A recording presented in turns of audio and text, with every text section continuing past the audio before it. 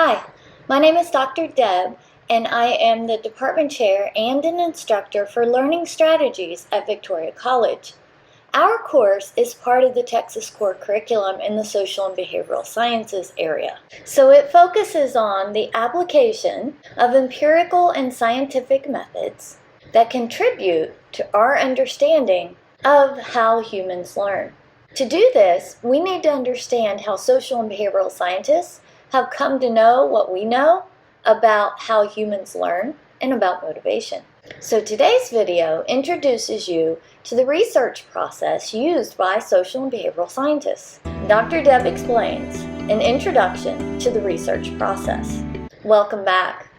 As I said, our course is part of the Texas core curriculum in the social and behavioral sciences area. As such, one of our program learning outcomes is students will be able to employ appropriate methods, techniques, and/or data that social and behavioral scientists use to investigate the human condition.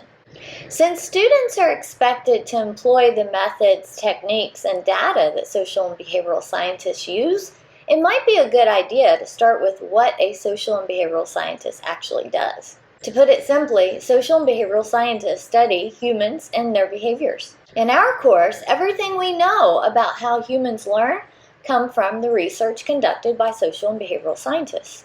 They have observed, questioned, and studied humans to see how they learn and behave. We use their information or their findings to teach you the skills and knowledge that you need to be successful in college and your classes. In order to allow you to experience what it's like to be a social and behavioral scientist, you will be conducting a research project of your own while you are in this course.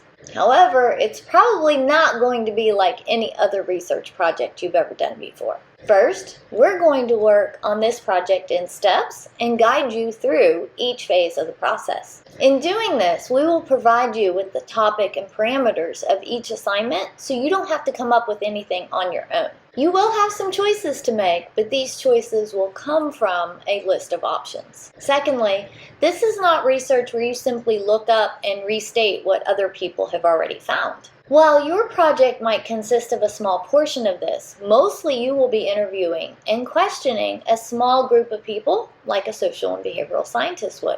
As you complete your research project in this course, you will write a paper following the IMRD structure as identified in Peruganen and Hewitt's article titled How to Read a Scientific Article. The IMRD structure is an introduction, methods, results, and discussion. This structure simply tells about the research that was conducted so the reader understands why it was done in the purpose or rationale, how they did it in the methodology, what they found in the results, and what it means in the conclusion. While your paper will follow this same structure, we may not attempt each part in this exact order. As we progress with this project, I will introduce and explain each part in detail and provide you with the information you need to successfully conduct your investigation. Until next time, this has been Dr. Deb explaining the research process.